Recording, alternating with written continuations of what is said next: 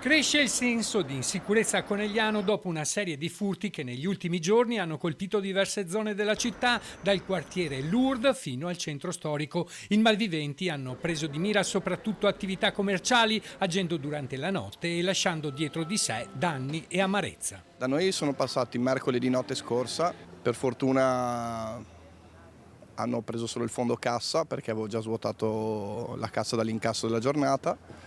E però per entrare mi hanno dovuto sfondare la porta. Al di là del valore del bottino, spesso contenuto, a pesare sono soprattutto i danni provocati per entrare nei negozi e la sensazione di vulnerabilità che questi episodi lasciano dietro di sé. Non è casa nostra, però è come se fosse casa nostra e abbiamo avuto un ritardo nell'apertura nel giorno seguente e adesso dobbiamo ricomprare la porta. Danni alla porta 500 euro che si sommano ai 200 di fondo cassa e 100 che dovevano dare ad un fornitore, totale 800 euro.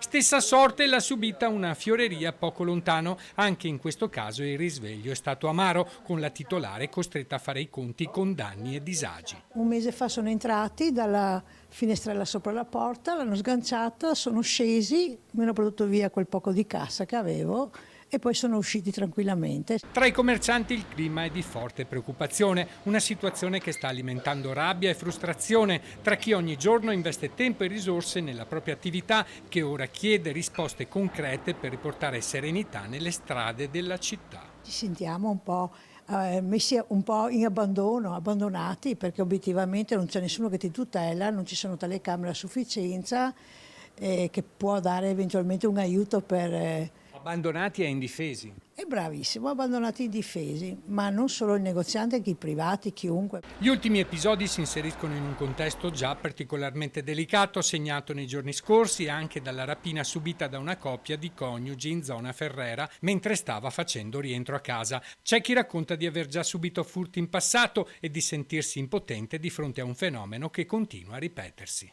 A casa mia 3 volte e supero il tubo del metano. È spaccato il vetro e la penultima volta mi avranno portato via 70.000 euro di valore. Poi la paura che mi resta in casa, di giorno verso sera nell'imbronire mica...